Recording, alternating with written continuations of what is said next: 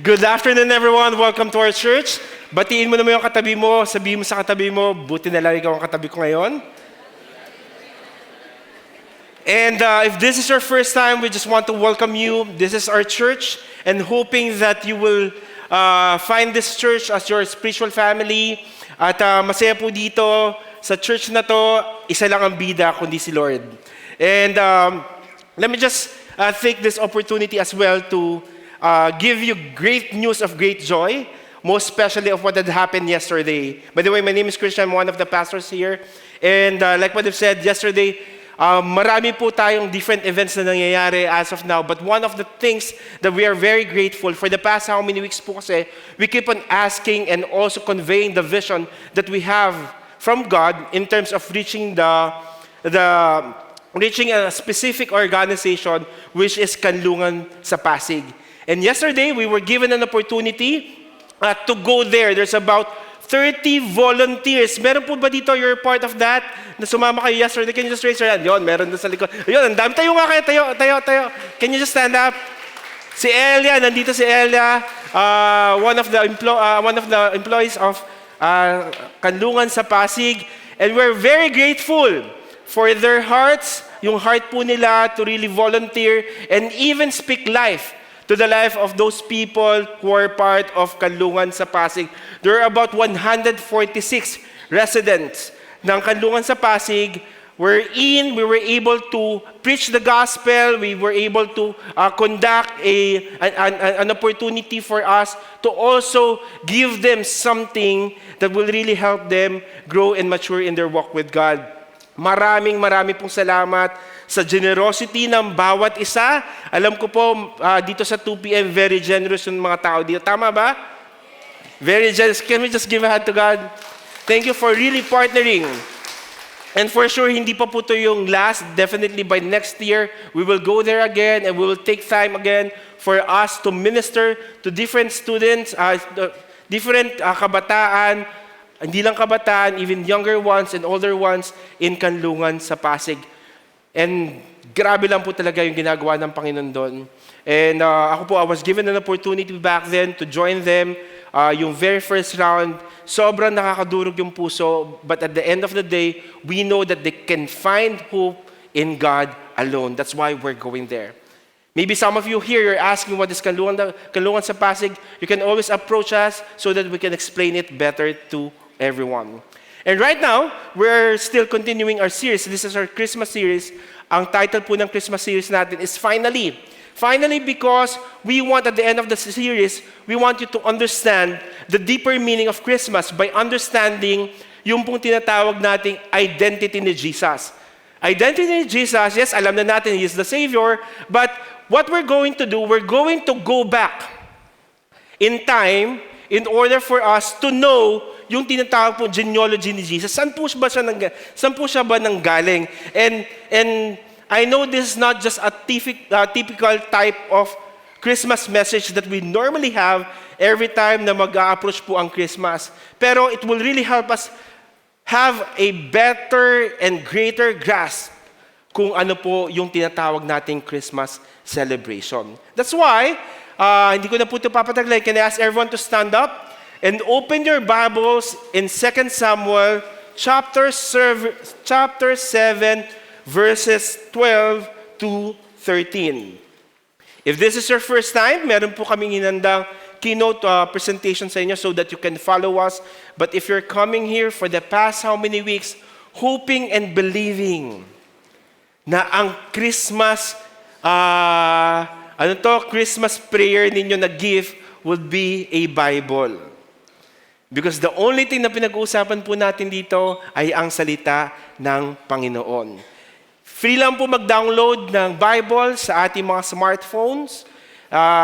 You can download whatever app. And if you're gonna ask me, Pastor Christian, what would be the best version ng Bible? Anything as long as binabasa. As long as nagme-meditate ka. So sabay-sabay na lang po tayo. This is just 2 verses. 2 Samuel chapter 7, verses 12 to 13. It says here in chapter 12, which is very important to all of us to understand the very context of this passage is that it says, when your days are fulfilled and you lie down with your father, I will raise up your offspring after you, who shall come from your body, and I will establish his kingdom. He shall build a house for my name, and I will establish the throne of his kingdom forever. Let's just pray. Lord, we just want to say thank you for this opportunity, Lord, that you've given us for us to study your word. I pray that you will just anoint my lips. You will just bless the preaching of your word and prepare our hearts to receive from you, God. Take away every callous part of our hearts, Lord. Turn it to a heart of flesh. In the mighty name of Jesus, amen and amen. You may take your seats. For today po, I need a participation sa bawat isa.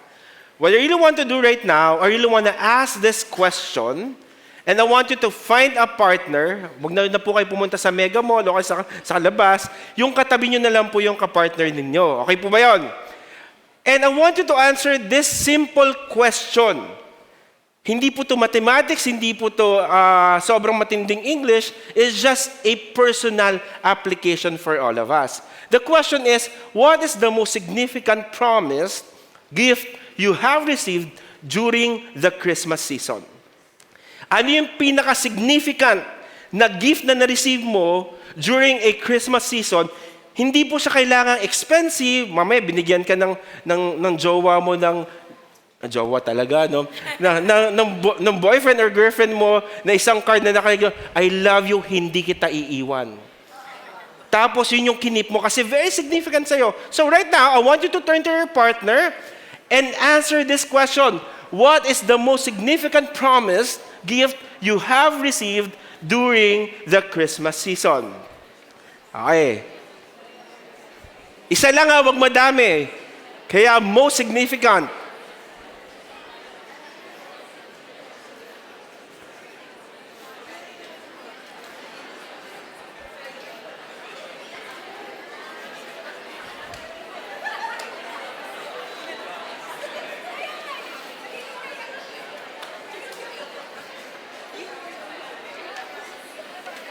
Okay, yung partner mo naman na magsalita. Gian, can you get a mic, please?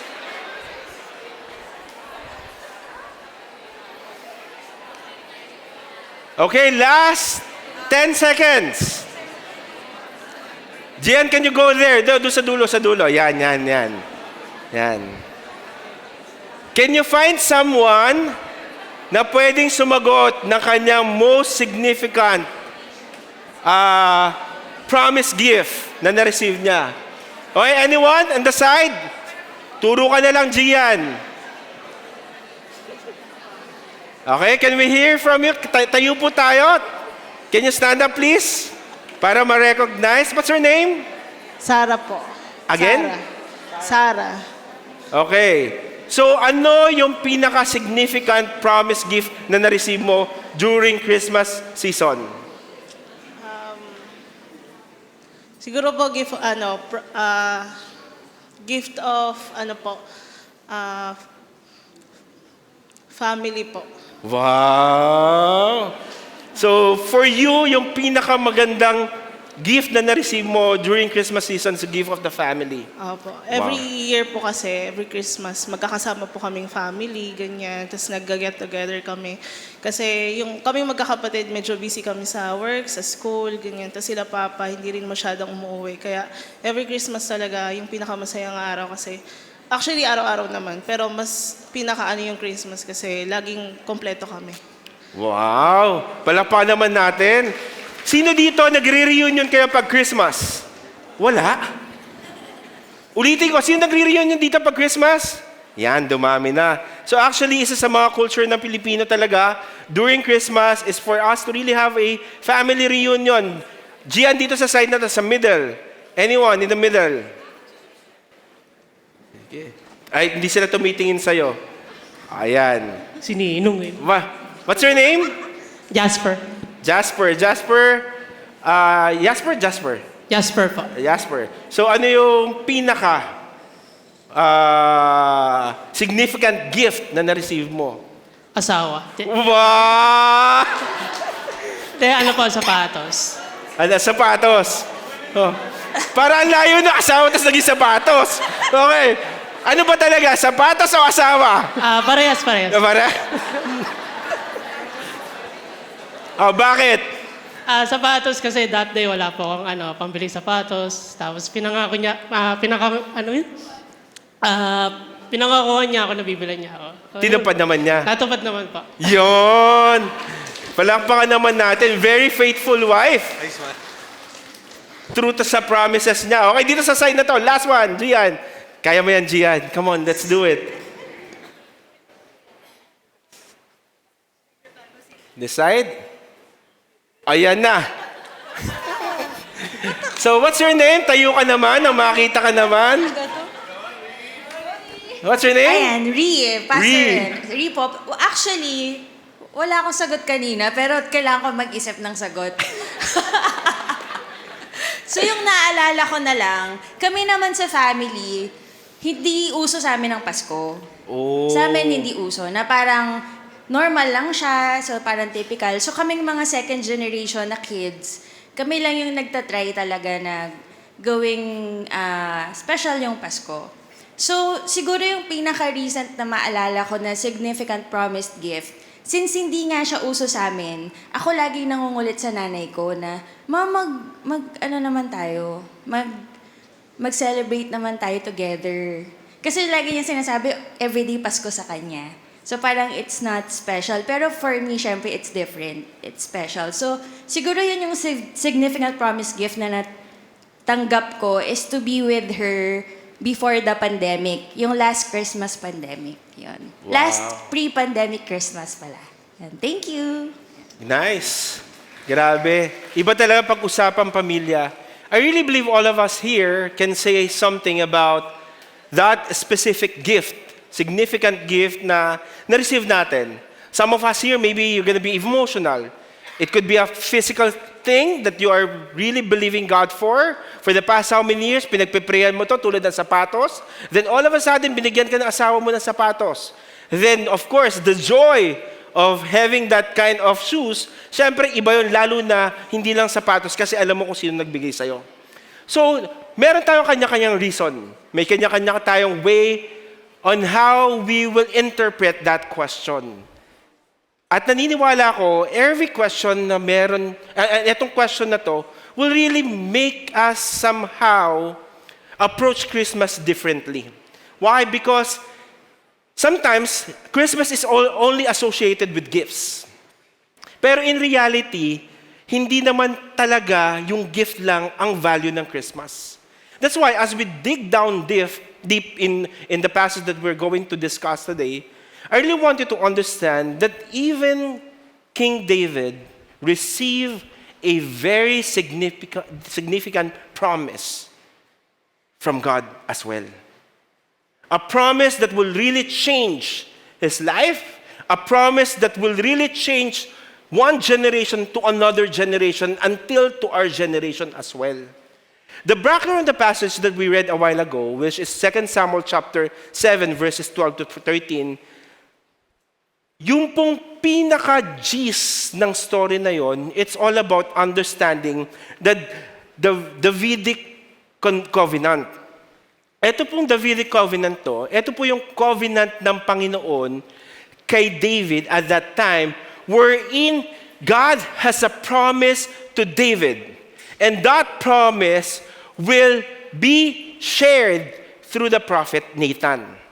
So ngayon, pinuntahan ni Nathan si David, nung pinuntahan niya si David, eto na sasabihin niya yung pinaka-ultimate promise na gustong i-convey ni God kay David. Pero at that time, ang heart ni David is for him to build a temple. Gusto niya mag-create ng temple wherein people will really worship God in that place and at the same time, it will really bring glory to God. Pero, sabi ni Nathan, this is the heart of God. Sabi nun sa 2 Samuel chapter 7 verse 5, "Go and tell my servant David, thus says the Lord, would you build me a house to dwell in?" In other translation, parang sinasabi niya, hindi mo na kailangan gawin yan. Because at the end of the day, hindi yung generation mo at hindi ikaw yung magfulfill ng pag-build ng temple. Why? Because I have a different promise that I really want you to dwell in. And that promise, it's all about understanding that your lineage and at the same time, your kingdom, ang mangyayari dito, there will be a greater generation after you. And not only that, an eternal kingdom that will come from your lineage as well. So ang promise ni Lord kay David, sabi niya, wag mo na isipin yung pag-build ng temple. Pero gusto kong i-prioritize mo at intindihin mo at gawin mo lang yung pinapagawa ko, yung pag-fulfill mo sa calling ko sa iyo. Yun yung pinapagawa lang ni God kay David. And that is for him to really understand how to glorify God in the position that meron siya. Sobrang faithful na. Ang dami niyang na-conquer na land, ang dami niyang ang dami niyang mga things na finalo at inobey si Lord. And every time that they were conquered the land, they are really winning. Why? Because the favor of the Lord is with them. And God is asking them to continue to do that. Do not focus or dwell more on the building of the temple.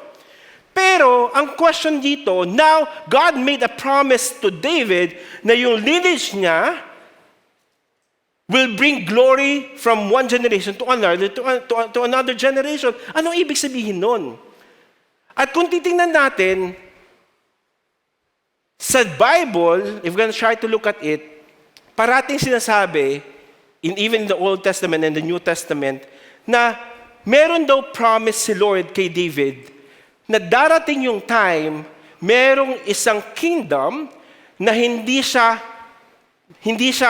matuturing na masishaken, but a kingdom will be permanent to everyone. It will not be shaken, and at the same time, this kingdom is for eternity as well. So right now, if we're gonna try to look at it, so pag inuusapan natin yung kingdom na sinasabi dito ni God through David, anong connection neto sa Christmas? Bakit ngayon, na nagse-celebrate tayo ng Christmas, pinag-uusapan natin itong enduring lineage ni David at saka itong kingdom na to. Why? Because at the end of the day, we want you to know na tayo po ay part ng kingdom na to. At kung naintindihan natin kung ano itong kingdom na to, na part tayo, mas maiintindihan natin at magkakaroon tayong greater opportunity and greater mindset on how we will approach Christmas. Why? Because yung lineage na sinasabi dito, it's all about coming from David time, dun din po mafulfill yung birth ni Jesus. Doon magsisimula lahat. Yung promise ni Lord, David, sa lineage ni David, doon din ipapanganak ang nag-iisang Jesus Christ. Kaya kung titignan natin in the New Testament, ang daming mga tao sinasabi, Jesus, the son of David. Why? Because for them, they really understood that Jesus is the son of David because of the lineage, the enduring lineage of Jesus through David.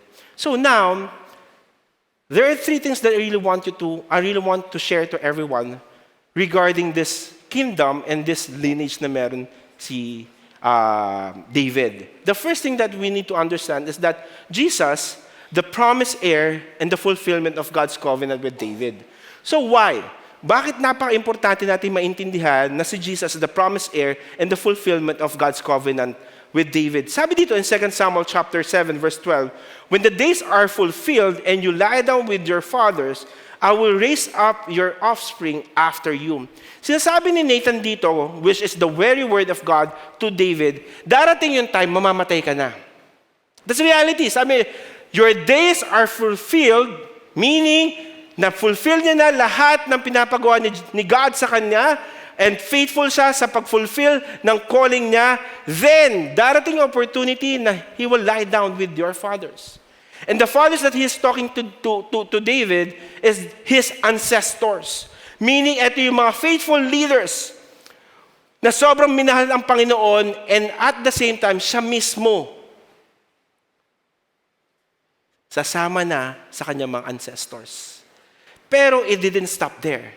Sabi niya, right after you, sabi niya, I will raise up your offspring after you. The promise of God, when you're gone, David, I'm so sure, and this is my promise, that I will raise up an offspring. Ano tong offspring na to? Dalawang bagay yung fulfillment na ginagawa dito ng Panginoon. Unang-una, meron tayong tinatawag na immediate fulfillment, which is right after David, eto na si Solomon. Si Solomon who will fulfill the very heart and desire of David, which is to build the temple. Ang nag-fulfill po noon si Solomon. At nung na-fulfill niya yon, is just an immediate fulfillment. Meaning, itong immediate fulfillment na to, natapos na yon. Pero ang matindi dito, yung kingdom at yung temple na ginawa ni Solomon, it will not last forever. It will be shaken, it can be destructed, and at the same time, it's not permanent. Meaning, masisira din yung pag-build ni Solomon. Pero, ang gustong i-convey ni Nathan at that time is not just for you to understand the immediate fulfillment, but I want you to understand the ultimate fulfillment. And that ultimate fulfillment, it's all about Jesus Christ. Jesus Christ, wherein He's the divine King, the King of Kings, the Lords of Lords, and at the same time, siya po yung magre-restore na spiritual, the spirituality of all the Jews, and at the same time, for them to understand the value of life, wherein they were really looking at that time for a Messiah. Meaning, yung heart nila is for them to look for that Messiah because they need a Savior. And right now, sinasabi niya dito na si Jesus mismo yung magfulfill ng bagay na to. Hindi si Solomon, kundi si Jesus, which is the son of David. So kung titignan natin, si Jesus daw is the son of David. To be honest, if we're gonna try to look at the New Testament, sobrang dami. Dami ng passages dyan, genealogy of Jesus, sinasabi dyan, David, a son of David, Jesus Christ, the son of David. Jesus Christ, the son of David. So paulit-ulit na sinasabi dyan, Jesus Christ, the son of David. Why? Even the New Testament. Kasi no New Testament po, lahat po sila, they're really looking for a Messiah. They're really looking for a Savior that will really help them get out of transgression and at the same time of slavery.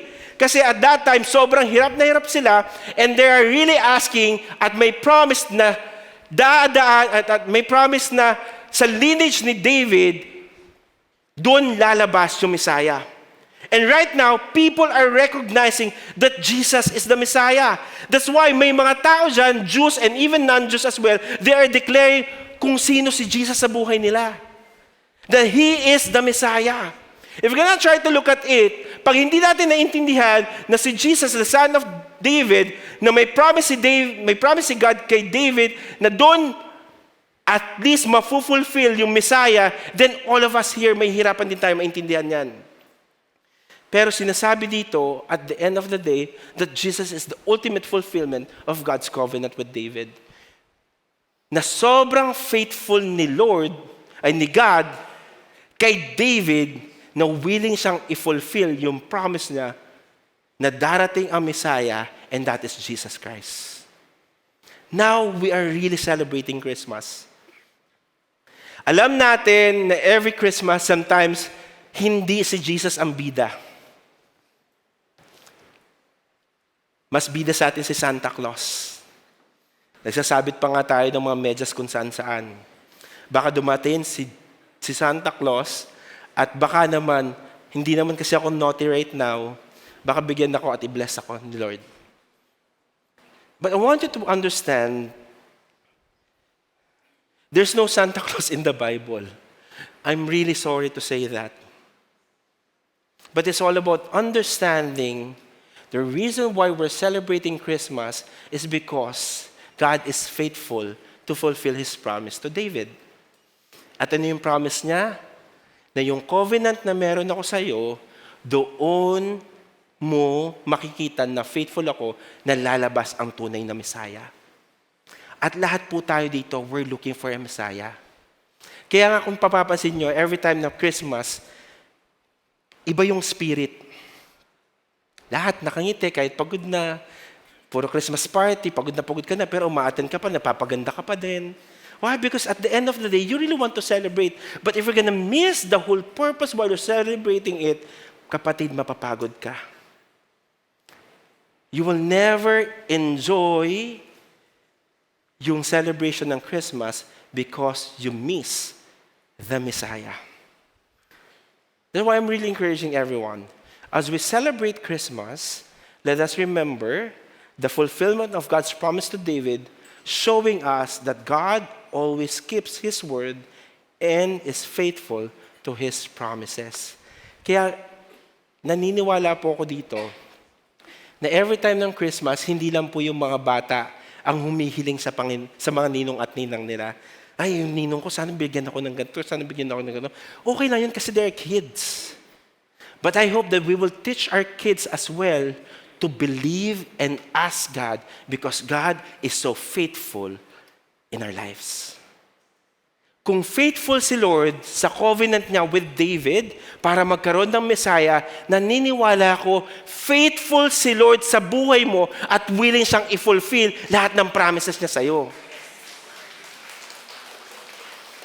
Kaya kung hindi ka nabigyan ng lipstick ngayon, huwag ka mag-alala. Baka foundation na ibigay sa'yo. Kung kilay is life sa mga babae, kasi natutunan ko lang po sa asawa ko, basta nandyan siya. Kung kilay is life sa mga babae, kahit walang kilay na pangguhit, as long as na alam mo si Lord, parang maliya tayo, yari ako doon. Nasa alam mo na si Lord, faithful, hindi lang kilay, pati pilik matang bibigyan ka ni Lord. Why? Ang question kasi dito, naniniwala ka ba na faithful si Lord sa promise niya? Kaya kapag nag-celebrate tayo ng Christmas, ang pinakamagandang gawin, balikan mo kung gaano ka faithful si God. Ano na ba yung mga sinagot ni Lord? Kasi sometimes nakafocus lang tayo sa mga bagay na hindi pa nasasagot. Naniwala ka na magkakaroon ka ng boyfriend. Kung hindi dumating, baka next year. Yay! Ganun kasi siya. Kasi si Lord, perfect timing. Come to think of it, it took so many years bago lumabas si Jesus. Pero nangyari. If you're believing for financial breakthrough, the question is, are you holding on that Jesus is a promise-keeping God, wherein He says, it is yes and amen in Christ Jesus our Lord. If you're believing for healing, will you claim and appropriate that?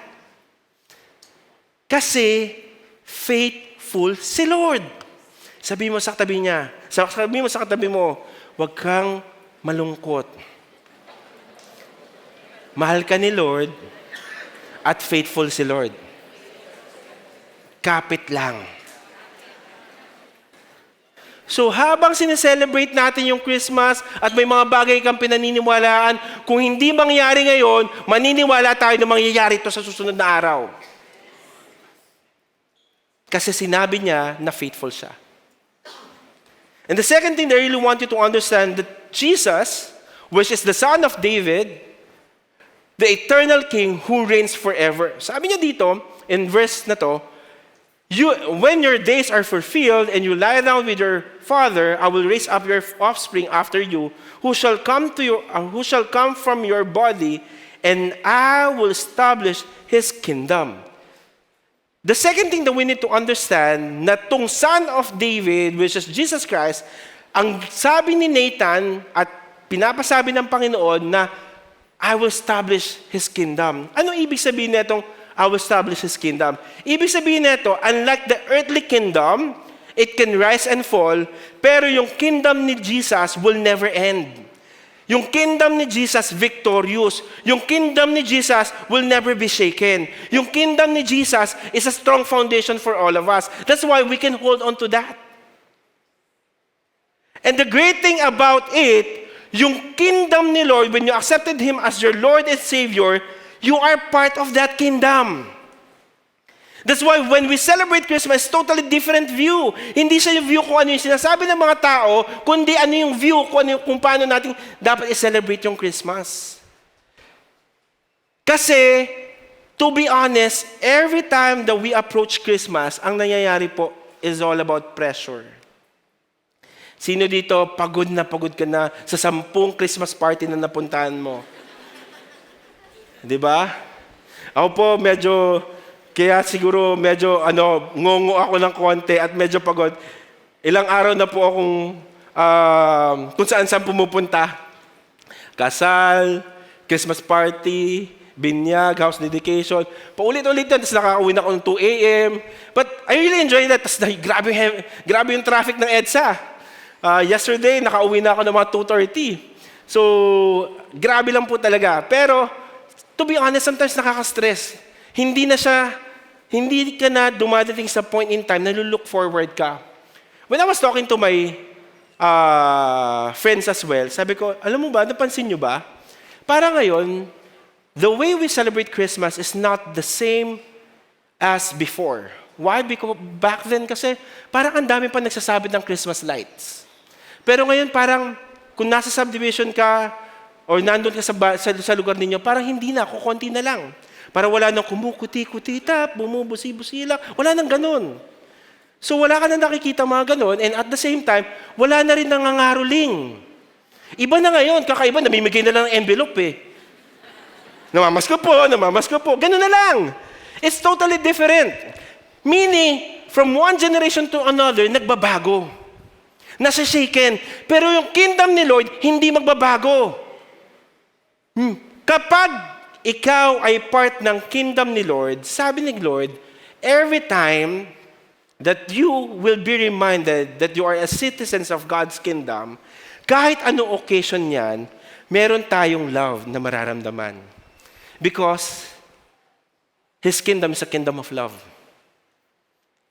And not only that, His kingdom is a kingdom of peace.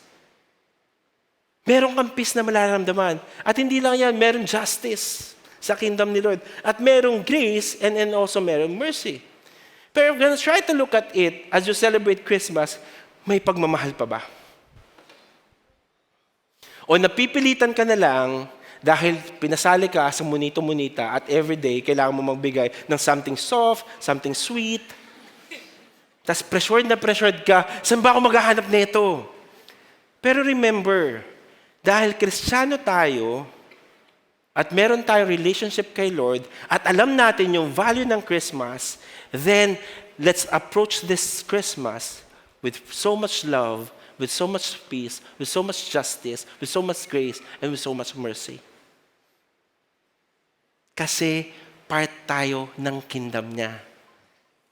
Living in Jesus' kingdom means allowing His love, justice, peace, grace, and mercy to shape every aspect of our lives.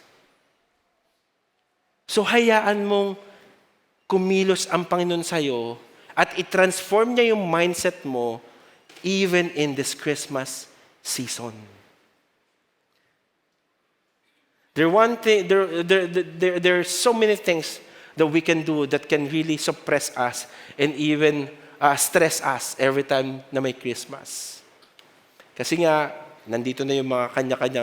Alam mo yon, every Christmas party, minsan merong pot bless, Potluck kasi yun eh, pero ayaw ni Pastor Angelo. Ayaw potluck siya, pero ginagawa namin pot bless kasi inasap namin si Pastor Angelo. Ayaw niya ng pot bless. So, no, most of the time, may potluck ka, syempre, maglalabas ka na naman ng pera, magdadala ka na naman, tapos nakakahiya kung hindi ka naman magdadala. Sometimes, nagiging burden sa atin.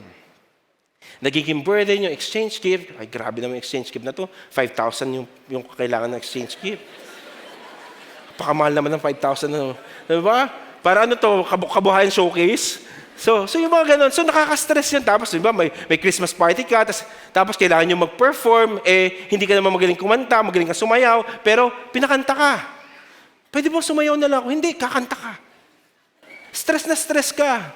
Tapos ang pinakamating dito, sobrang stress ka, kasi hindi mo alam kung ano susuotin mo, kasi kailangan beanie outfit. So kailangan winter wonderland, kailangan. Saka kung ano winter wonderland, wala nga winter dito eh. So pressure na pressure ka. Pero dahil alam mo, nasa kingdom ka ni Lord, sige, sasama ako kasi gusto kong mapakita si Jesus kung sino siya sa buhay ko. Kasi may peace, may love, may justice, merong grace at may mercy sa akin. Kaya pag lalapit yung mga inaanak nyo, sabi niyo, peace be with you na lang. But kidding aside, it's just a matter of understanding you're a part of the kingdom of God.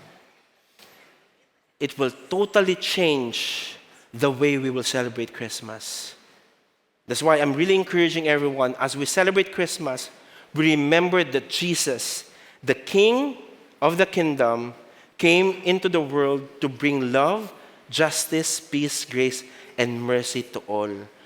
So, ibig sabihin po nito, let's just be a conduit of that love, peace, justice, mercy, and grace to those people around us. Can we just do that?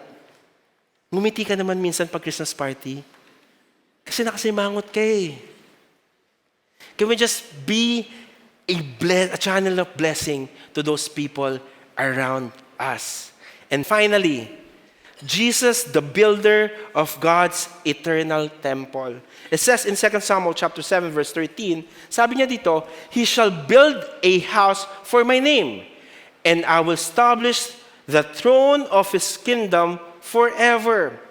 Another thing na sinabi ni Nathan kay David, which is the heart of Jesus, na pag binild niya tong kingdom na to, at pag lumabas na yung offspring na sinasabi niya, gagawin din niya, He will build a house that will really bring eternity to a lot of people. Kaya sinabi niya, He shall build a house for my name. Ang ibig sabihin po kasi neto, si Solomon, like what I've said a while ago, he's the immediate. What's gonna happen, ang mangyayari po, pag binild niya yung temple na to, yung mga tao will really go to that temple. And as they go to that temple, they really worship God. They will have an opportunity to hear the scroll, the very word of God, and they will worship together. Pero the problem with that, darating yung time na all of them will really vanish. Mawawala din sila. So meaning, yung effort and at the same time, yung moment na meron sila, it will be shaken. Pero sabi ni Nathan, those things are really good. Pero we will not just go after the immediate promise, but we will go after which is the final promise. And that is Jesus Christ. Yung final promise na sinasabi niya, through the name of Jesus Christ, everyone will experience a transformative power in His name. And everyone will really bow down in His name. That's why, sinasabi niya dito, Jesus will be the atoning sacrifice for all of us so that we can have a new life. At yung new life na sinasabi niya dito, na i-convey to everyone is not just for Solomon, but the entire humanity. At ang masaya dito, sabi niya dito, na it will never be about physical structure, but it's always about a personal relationship with that name, and that is Jesus. Tapos na po yung mga season ng buhay natin. And we are very grateful to God. Now when we talk about church, when we talk about religion, when we talk about those things, rituals, those things are nonsense to all of us. Because the very important aspect na meron tayo sa buhay natin is what we call relationship. Relationship with Jesus to the point that God will really build us and grow us spiritually. Kaya nga pa may nagtatanong, ano religion mo? It's not about the religion, but it's all about me being a follower of Christ. Why? Because I have a relationship with Him. Kaya sinasabi niya dito na Jesus came to show us a new way of connecting with God, where the relationship isn't about a physical building or rituals, but about being part of a spiritual family united in faith through Him. Ang heart ni Nathan na gustong ipaintindi kay David and through our generation, God is giving us all individually opportunity to have a relationship with Him.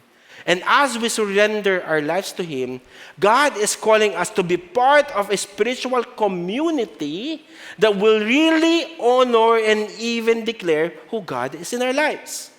So, hindi lang siya pupunta ka sa isang place wherein you're gonna worship and gonna do rituals. Hindi yun. Kasi ang sinasabi niya dito, ang importante dito, una-una, kailangan may relationship ka kay Lord.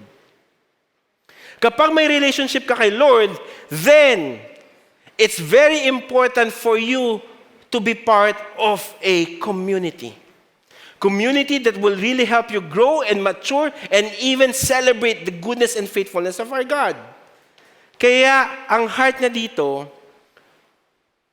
gusto ni God na yung name niya mag-glorify sa buhay natin at yung name niya masishare natin sa ibang tao as well.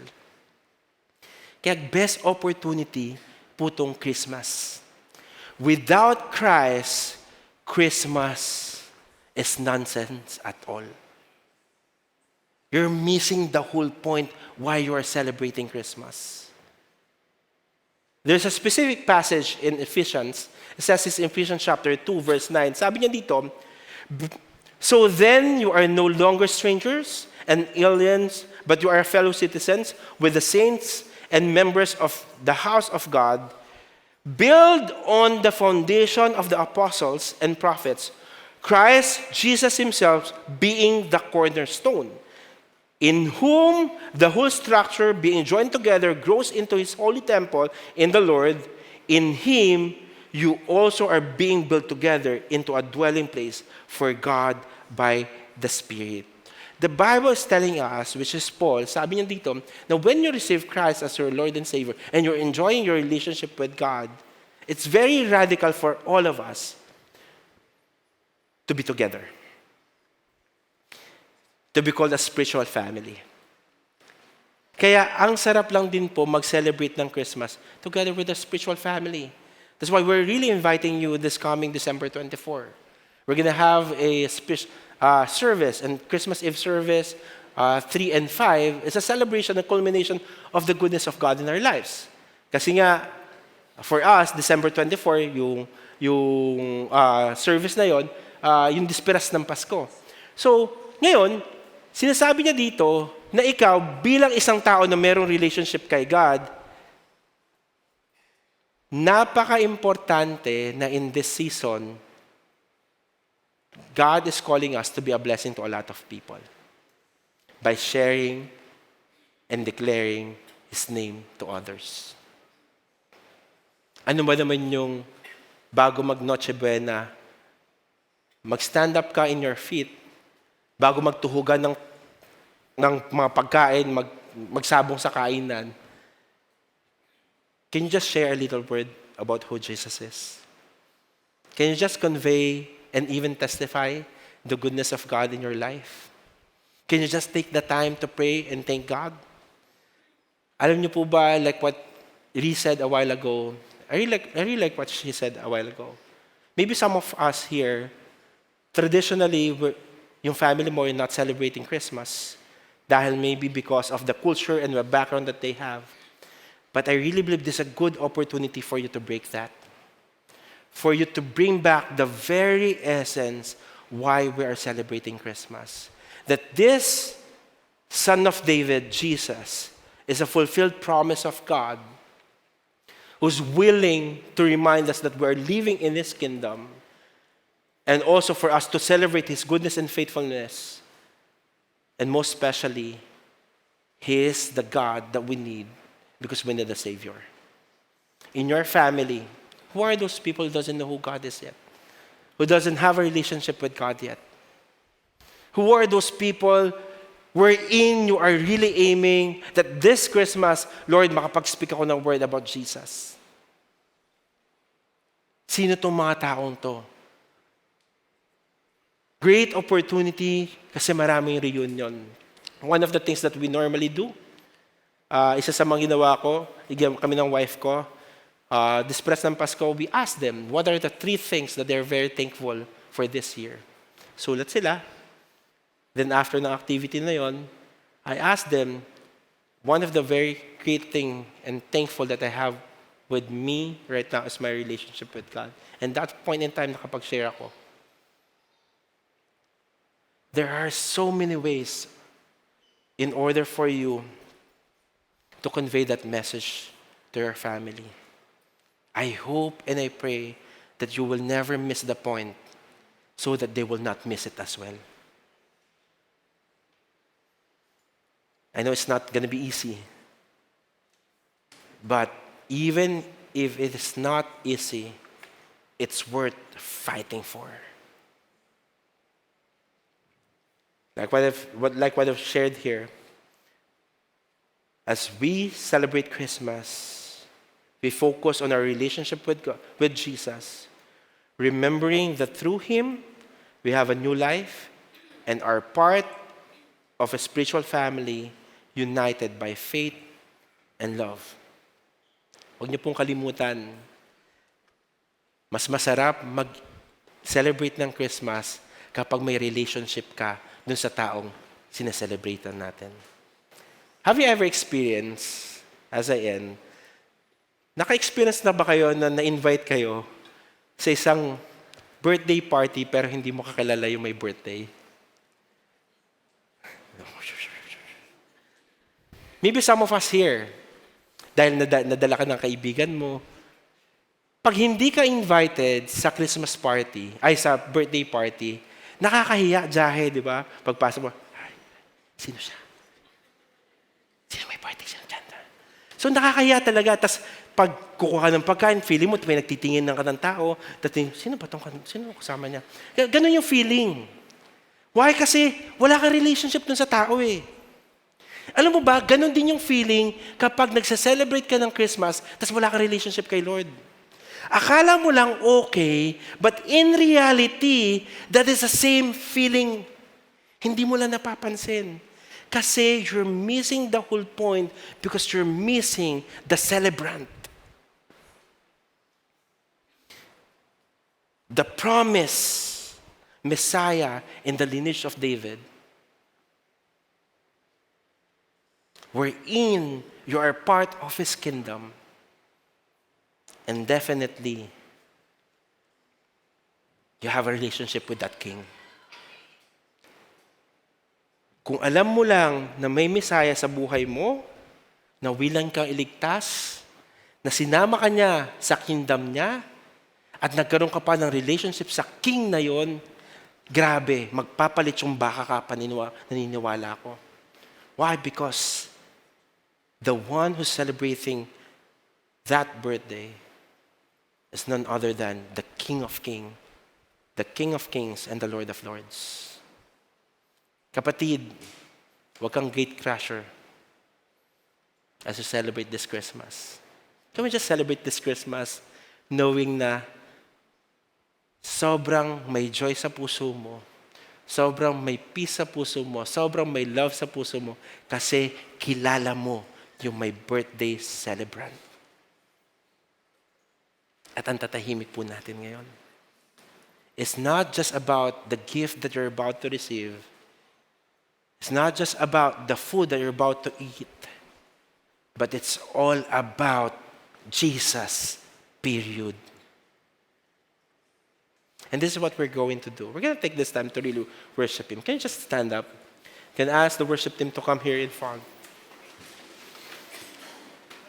Naniniwala ako na for the past how many weeks, medyo pagod na tayo. Pagod na tayo because of the Christmas hustle.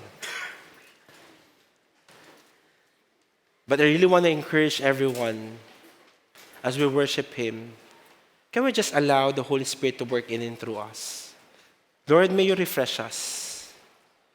May you bring us back to the very essence why we're celebrating Christmas. Bring us back and remind us, Lord, that the most important thing that we can have as we celebrate this Christmas is to understand who you are in our lives. Let's just lift our hands to Him. There's nothing magical about it. I want to pray. Lord, you see the hand of your people. Alam ko, Panginoon, marami po sa amin ngayon medyo pagod na. Pagod na sa mga Christmas parties. Pagod na sa kakalabas ng mga different gifts. Yung hassle sa pagbili ng mga regalo. Yung mga damit na kailangan suotin. At yung mga bagay na kailangan namin i-prepare. But this time we're asking, Lord, prepare our hearts, Lord. May you refresh us. May you allow us to experience your presence. May you allow us to understand the very essence of Christmas, Panginoon. Lord, you said in your word that Jesus is the promised Messiah in the lineage of David. And we're very grateful that this Messiah has his own kingdom. And we know that we are part of that kingdom. That's why we will celebrate this Christmas with love, peace, joy, grace, and even mercy. Because we know that we are enjoying our relationship with you. Not the side hustle, Panginoon, but it's all about who you are in our lives. We'll just worship Him.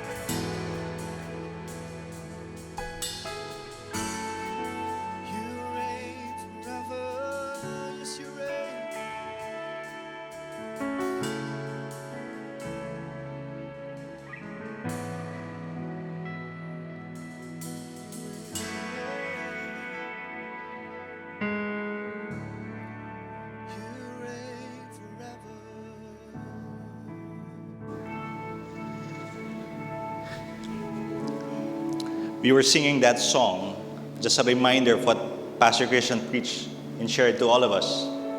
Jesus, the fulfillment of the promise, He is the eternal King. His kingdom would reign forever. You know the impact of that? We have a king right now. We have a king who is in control. We have the king his mind is always for you. Come on, give him praise.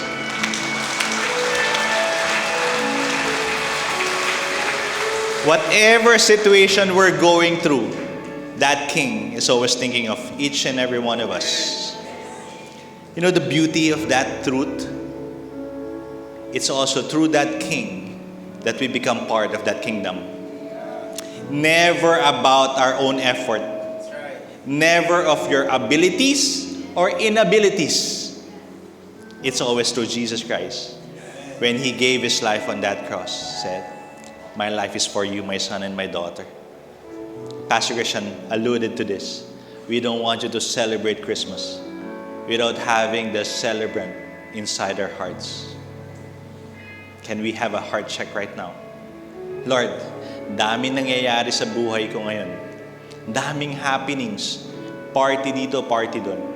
But the question is, do you have a relationship with Jesus Christ? The King is calling you into His kingdom right now. Can we all just close our eyes? No looking around. It's between you and God. If you're here and you're saying, "Angelo, I know I've been running away from this king and his kingdom, but today, December 15, I'm giving my life to the King. And I'm saying this life will be under His lordship forever and ever. As long as I live, He'll be my King and my Savior." I want you to lift up your hands. I'm going to pray for you. I see those hands. I see those hands. Wow. Wow. Lord, you see all these hands humbly acknowledging we need a king over our lives. If you're raising your hand, I want you to pray after me. Jesus, thank you. Jesus, thank you. Thank you for dying for me. Thank you for qualifying me to be part of your kingdom. I don't deserve any of this, but because of your great love for me, you have qualified me to be called your sons and your daughters. Panginoon, maraming salamat because you have overlooked all of my sins. You have overlooked all of my iniquities and transgression. Instead, you're offering me your great love. And just like what was preached earlier, you are building a temple inside of me right now. The Holy Spirit, when we acknowledge that you are our Lord and Savior, will form in and through us to be more Christ-like. I accept you as my Lord and my Savior. Be my God, be my King forever. Down your hands. I want you to look up here. If you pray that prayer, I want to congratulate you. Marami po nag-pray. This is the best Christmas indeed. Amen? Still have 5 minutes, Pastor Christian. Can I pray for another group of people?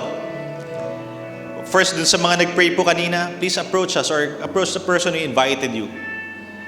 One implication of knowing that Jesus is an eternal King and His kingdom reigns forever. Up until today, whatever concern we have, we can bring it up to Him. Tama po ba? Yes, it was read earlier by Via in 2 Corinthians 1. No matter how many promises God has made, they're yes in Christ. And through us, the amen is spoken. But you know what? For the Israelites, in Joshua 21, not one of the good promises of God failed. Everything fulfilled. If you're here and there's a promise you're holding on to, I want you to lift up your hands. We're going to all lift it up to God and say, Lord, you are a promise giver and you are a promise keeper. Lord, you see all these hands. You are the King who reigns. You are the King who's in control. You are the King who has the best best for us in mind all the time. Lord, thank you because you have called each one of us your sons and your daughters. We are not just an observer in your kingdom, but we are very much part of your kingdom. And whatever promises we're holding on to, maraming salamat, Panginoon, because they're yes in Christ already. Lord, thank you because this is the best Christmas because we know you're always with us. And thank you, God, because those promises are already yes in you. Lord, we're lifting up our hands to saying, Lord, maraming salamat. Grateful, thankful for who you are in our lives.